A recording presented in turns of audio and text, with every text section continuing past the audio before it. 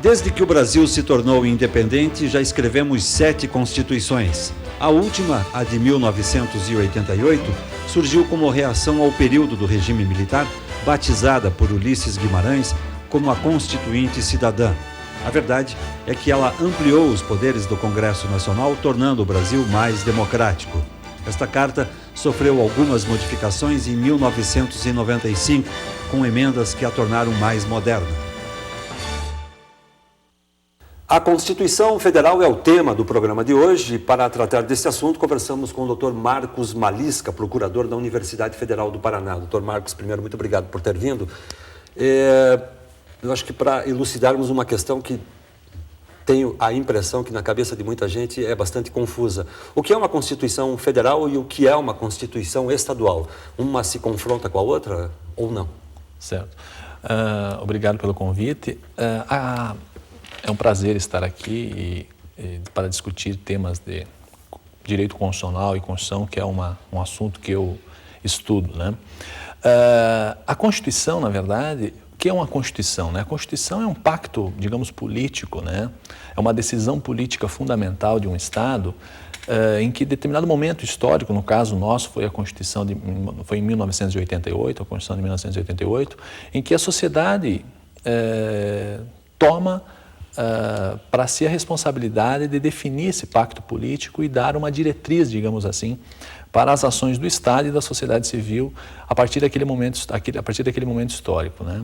Então, a Constituição Federal ela define os traços fundamentais e como o Brasil é uma república federativa, nós temos que cada Estado tem autonomia política, podemos assim dizer, para definir no campo da sua competência as suas diretrizes também, né? Então, digamos que a Constituição Federal ela é um traço maior, né, da política a ser seguida pelo Estado e das diretrizes, inclusive para a própria sociedade civil, e o Estado, membro da Federação, no caso aqui o Paraná, também tem a sua Constituição, que não pode, na verdade, fugir daquele quadro definido pela Constituição Federal. Né? Exato.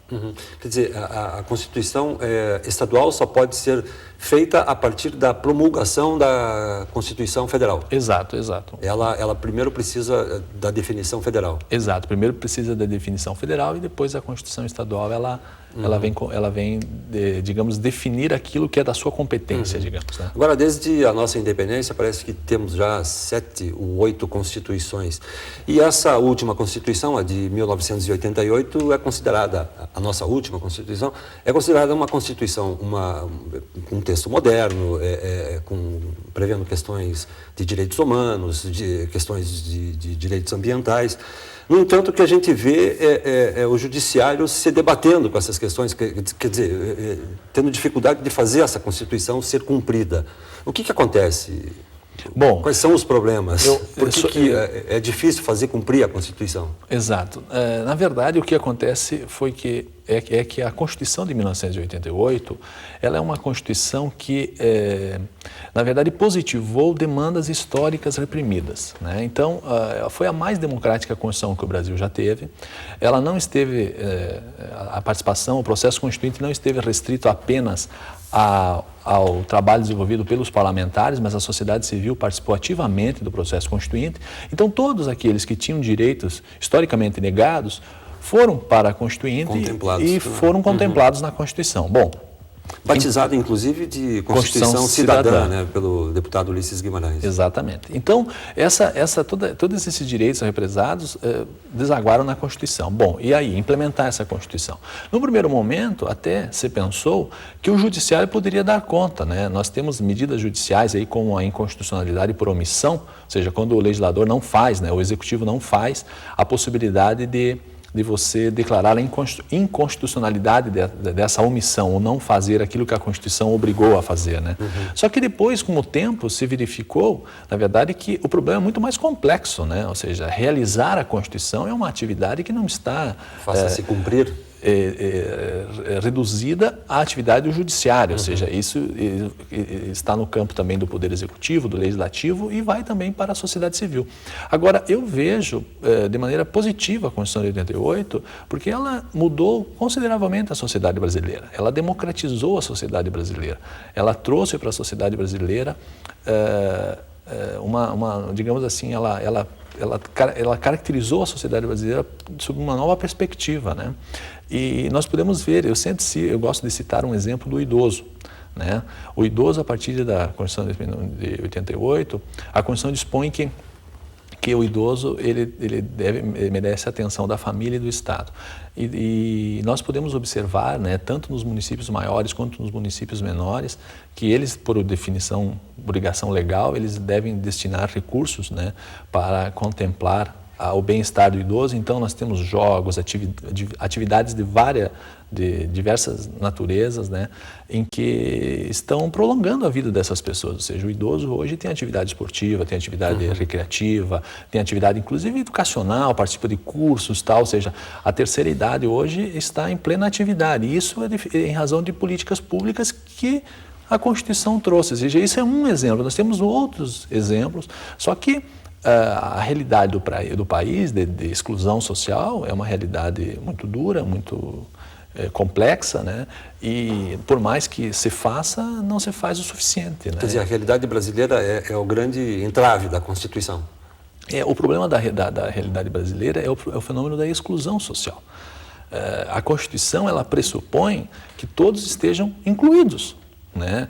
Quando nós temos o problema de áreas, tanto nas grandes cidades em que são dominadas pelo crime organizado, a rigor, nós temos que não se trata efetivamente, nesses casos, de uma situação exclusivamente de polícia, mas sim uma questão de Estado. Por quê? Porque quando você tem áreas do território nacional que não estão sob o domínio do Estado, ou seja, ali não vale a Constituição, nós temos como consequência que a Constituição, na verdade, ela não é, para talvez uma parcela significativa da sociedade brasileira, algo importante. Por quê? Porque a Constituição, o que essa Constituição me traz, né? Ou seja, a Constituição ela precisa resgatar a cidadania daqueles que não têm cidadania. É aquilo que Hannah Arendt falou, o direito a ter direitos. Ou seja, nós precisamos, num primeiro momento, dar o direito às pessoas de ter direitos. Quer dizer, aí a grande saída, então, seria se preocupar com os direitos fundamentais. Exato. Aí entra uma questão fundamental na nossa Constituição, que são os direitos fundamentais, né? Os direitos fundamentais, eles tiveram, com a experiência da Segunda Guerra Mundial, um momento assim, decisivo, né? De superação de um momento histórico, né? A experiência da guerra e das atrocidades cometidas, né, contra o ser humano, né? Inclusive no plano internacional, com os direitos humanos e tudo, ele trouxe para as constituições uma nova perspectiva. Esse momento histórico trouxe para as constituições uma nova perspectiva para os direitos fundamentais. Em que consiste essa perspectiva? O Estado está a serviço do homem e não o homem a serviço do Estado. Isso, inclusive, no direito constitucional alemão, isso é muito presente, né? O Estado está a serviço das pessoas e não as pessoas a serviço do Estado. Isso até sob o ponto de vista tópico. Se nós pegarmos a Constituição... Essa é a Constituição alemã. Mas mesmo isso vale inclusive para a Constituição brasileira. Se nós pegarmos a Constituição brasileira do Império, os direitos fundamentais estão no artigo 179, lá no finalzinho da Constituição. E depois, primeiro se organiza o Estado, tal, depois lá no final se trata dos direitos fundamentais. Hoje não. Abrindo a Constituição de 88, você vai ver primeiro os direitos fundamentais e depois o Estado. Ou seja, antes do Estado vem a pessoa. Então, o Estado está a serviço da pessoa. Né? Então, isso a gente precisa resgatar, né? Quando a gente fala que a Constituição brasileira não é cumprida, na verdade, ou ela tem dificuldades, né, de ter a sua eficácia plena, nós temos que repensar, na verdade, o papel, né, do Estado, o papel da sociedade civil, ou seja, repensar o fenômeno da exclusão social, que é um fenômeno, um fenômeno importante para ser discutido e debatido na sociedade brasileira. Ou seja, quando a gente não vê em uma parcela significativa da população aqueles elementos básicos que constituem a cidadania, que é o direito à moradia, que é o direito à educação, que é o direito à saúde, que é o direito ao trabalho, quando você não tem isso presente, ou seja, a existência digna, essa pessoa, a Constituição não interessa, não vale absolutamente nada. Por quê? Porque essa Constituição, ela não se sente parte de. Ou seja, nós temos que fazer com que todo cidadão brasileiro sinta parte, né, da Constituição. Ou seja, a Constituição seja algo que diga, não, é importante, ele tem que tomar essa consciência. Esse é um processo extremamente complexo, que tem a ver com o desenvolvimento do país, né? Tem a ver com a democracia, tem a ver com a educação, tem a ver com... O Brasil não é um país em desenvolvimento sem razão, ou seja, o Brasil é um país em desenvolvimento justamente por quê? Porque nós temos esse é o mal da exclusão social, né? Quer dizer, o fato de ter tido esse apelo popular na Constituinte de 88, de participação de grupos sociais e tudo mais, não foi suficiente para resolver as questões do país. Na verdade, eu acho que... Não se resolve as questões do país com a Constituinte. Na verdade, com a Constituição, aliás. O que acontece é que na democracia as coisas não acontecem de uma hora para outra, né? A democracia é um processo extremamente complexo, lento, gradual, mas sólido, né? Ou seja, se caminha a passos lentos, né? Mas não se tem medidas mágicas, né? Mas o passo que é dado é um passo firme, né? Então, um momento importante também desse processo de redemocratização do Brasil é que o Brasil abandonar de vez com a ideia do salvador da pátria, né? Ou seja, nós temos que abandonar de vez essa ideia, né? Por quê? Porque numa democracia não tem lugar para salvador de pátria, né? O salvador da pátria tem lugar nas ditaduras. Nós tivemos vários, né, ícones aí, né, foram salvadores, né? E depois a gente também conhece a tragédia que foi, né, a experiência desses salvadores. Então, o que nós precisamos, na verdade, é de um Estado eficiente, de uma sociedade civil comprometida, né? Ou seja, nós precisamos de uma mobilização da sociedade, uma mobilização democrática, né, em que o respeito à diferença. Agora nós temos, inclusive, uma experiência da própria Universidade Federal, esses programas de inclusão social, inclusão racial, são temas que foram desencadeados na Constituição de 88 e que hoje aparecem. A sociedade civil organizada cobra esses direitos e o caminho é esse, ou seja, o caminho é levar a cidadania para os diversos segmentos da sociedade brasileira. Ok, doutor Malisca, a gente vai fazer um rápido intervalo, nós já voltamos, um instante só.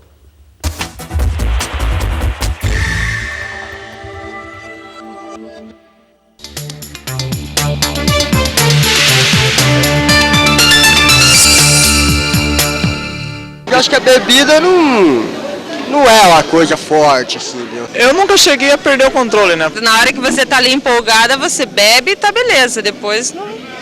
Confusão mental, descoordenação geral, visão dupla, desorientação. São 20 vezes maiores os riscos de acidente no trânsito. E a multa para quem dirige embriagado é de R$ 957.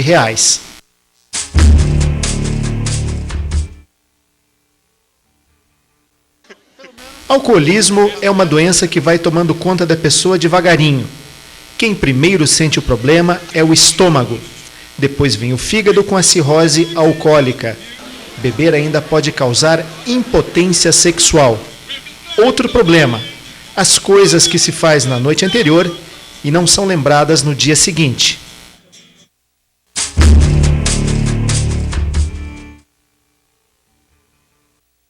Os absurdos que se comete por causa da bebida envolvem todos que estão ao redor. São as brigas de bar, pessoas que faltam ao emprego por causa da ressaca.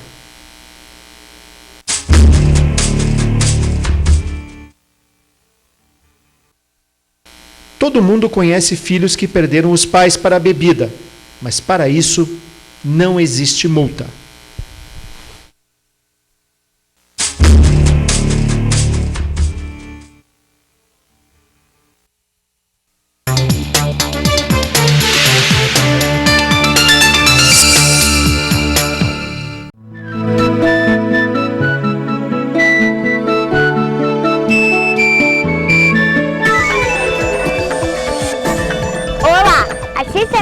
UFPE TV, o programa Sem Brincadeira, o programa que irá tratar de temas bem adultos, mas de grande importância para nós crianças. Não perca, sexta-feira na UFPE TV.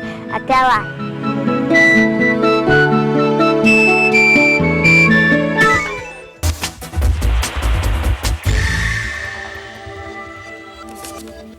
A Constituição Federal é o tema do programa de hoje. Sobre a Constituição Federal, nós conversamos com o procurador da Universidade Federal do Paraná, Dr. Marcos Malisca.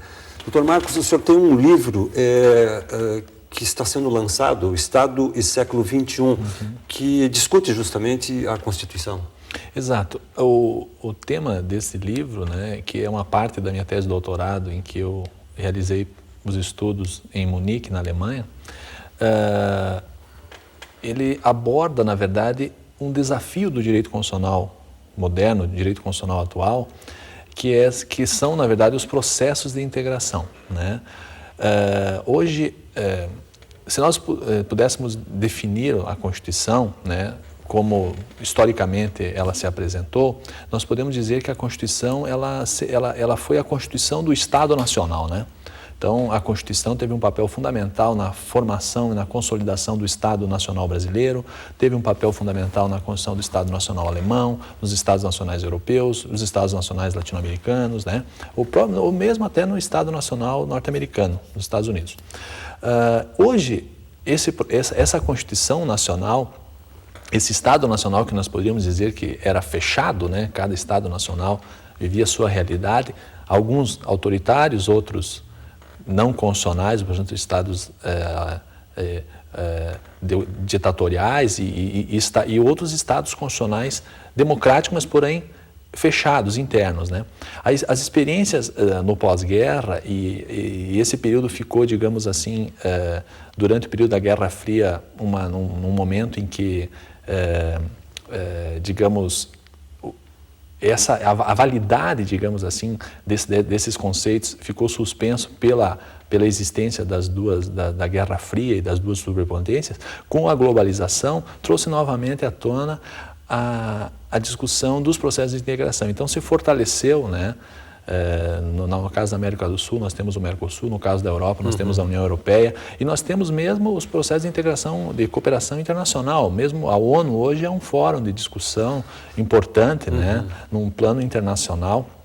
Isso está obrigando todo mundo a rever a sua Constituição, é isso? Exato. O problema, do seu ponto de vista do direito constitucional, é que a Constituição, ela diz na verdade, a Constituição é o ápice do sistema jurídico, né? Quem diz a última palavra é a Constituição, né? Agora, no momento em que você integra, né, o Estado com outros Estados, né, e você define normas internacionais, você pode ter a incompatibilidade dessas normas com a nossa própria Constituição. Eu vou dar um exemplo.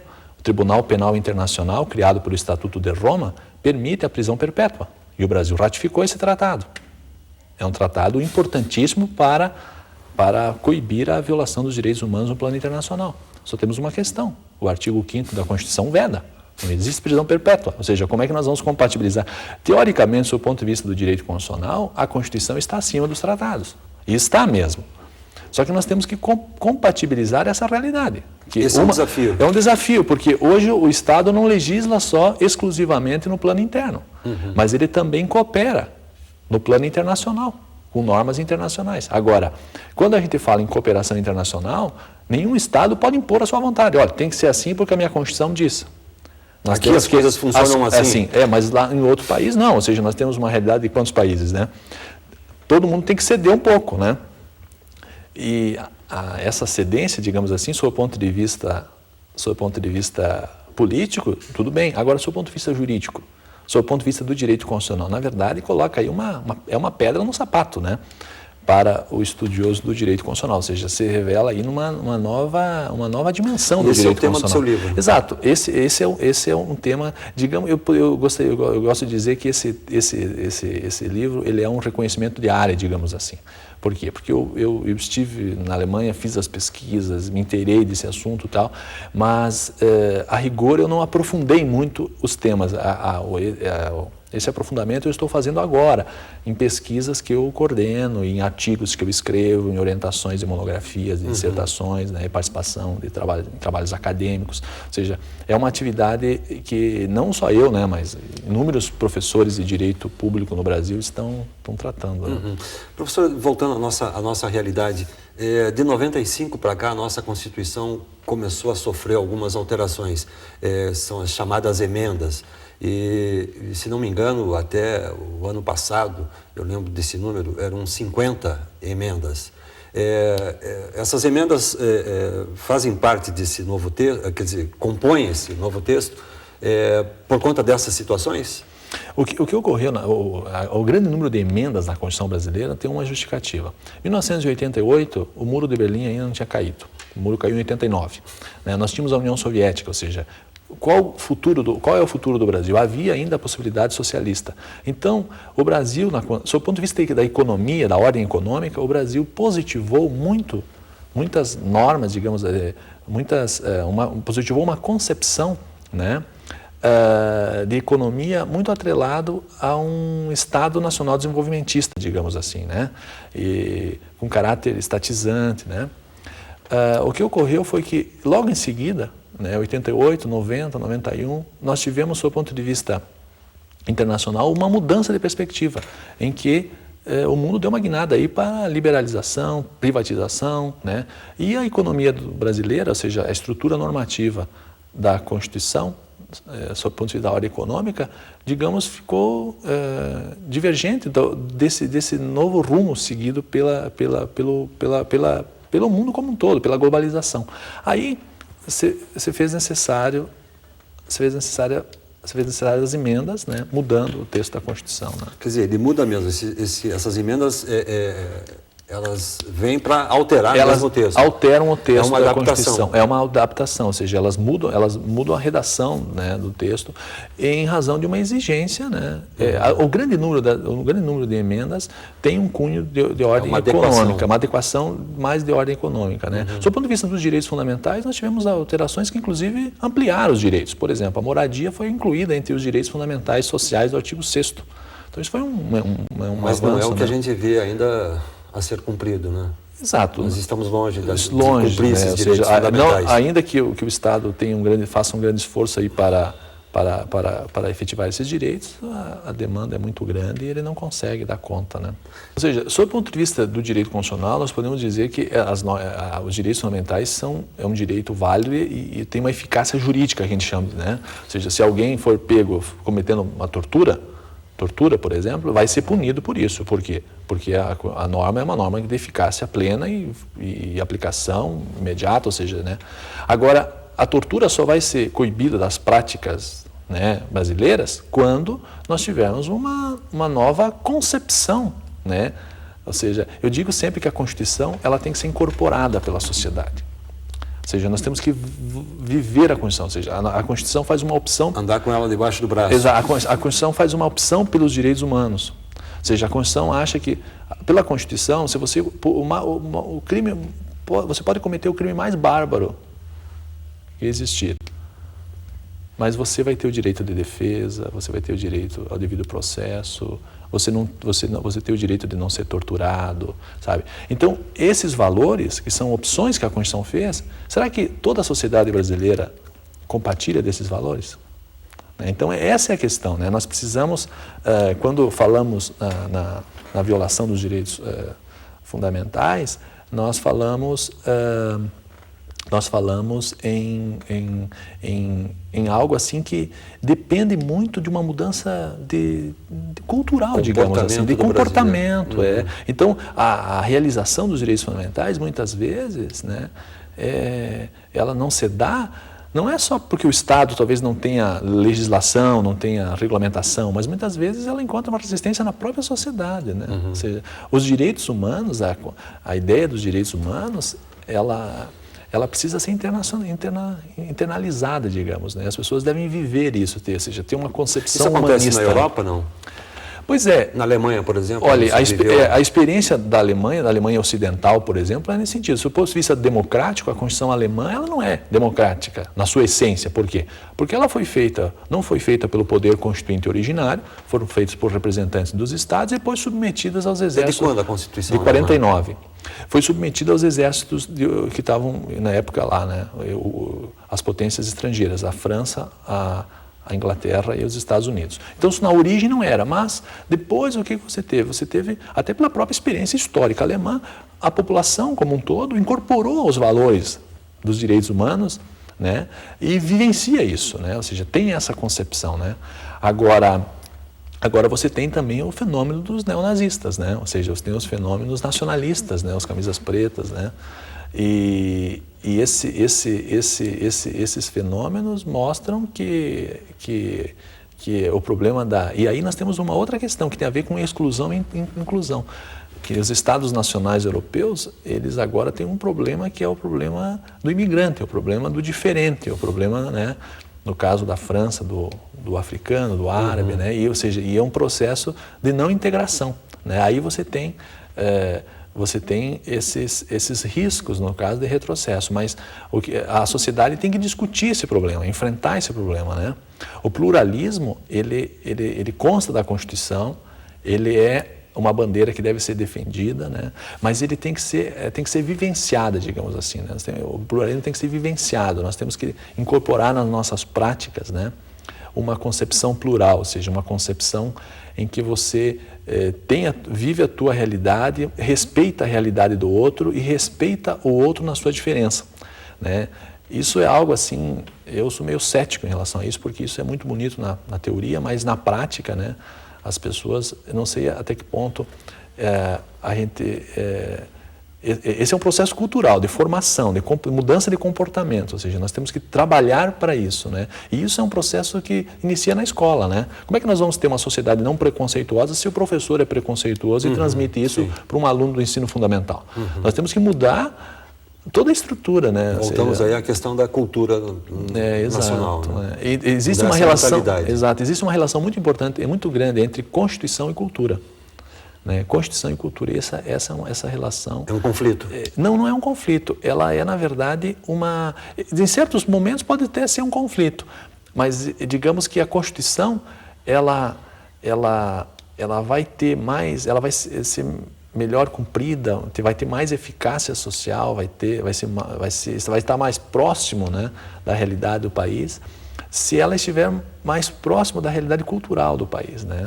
Então, a gente precisa... E os valores... Existe uma grande discussão sobre o tal dos direitos humanos. Por quê? Porque os direitos humanos são valores ocidentais que se pretendem universais, né? Então, como adaptar esses valores, né, os direitos humanos, na realidade de cada país, né? Nós temos que fazer essa mediação, né? Mas o importante, na verdade, dessa discussão toda é que a Constituição de 1988 ela trouxe a democracia. Você criou uma expectativa muito grande nessa Constituição de 1988? Se criou, com certeza se criou, mas a experiência democrática, ou seja, nós temos esse ano nós temos uma eleição presidencial, né, eleição federal. E isso nos mostra o quê? Nos mostra que a democracia, ela nos coloca diante da agonia que é a vida, né? que é o ser humano. Ou seja, nós não temos ninguém para nos salvar. Ou seja, nós vamos votar em quem? Vamos votar nesse candidato ou naquele candidato.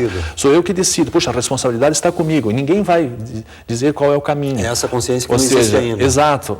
A gente precisa ter consciência de que o futuro do país está nas nossas mãos, ou seja, as coisas dependem da gente, né? Ninguém vai vir, é muito mais cômodo você ficar esperando alguém que chega e diz, olha, vim aqui para te salvar, né? E toma a decisão por você, do que a responsabilidade estar... Né? A história do salvador da pátria. É a história do salvador da pátria. Então, mas esse processo, ele é positivo, por quê? Porque ele amadurece a sociedade. Né? Ou seja, mas é um processo longo. É um processo longo, isso com certeza. Tá ok, doutor Malisca, muito obrigado por ter vindo. Obrigado também. O Saiba Mais volta com uma nova edição na semana que vem. Um abraço, até lá.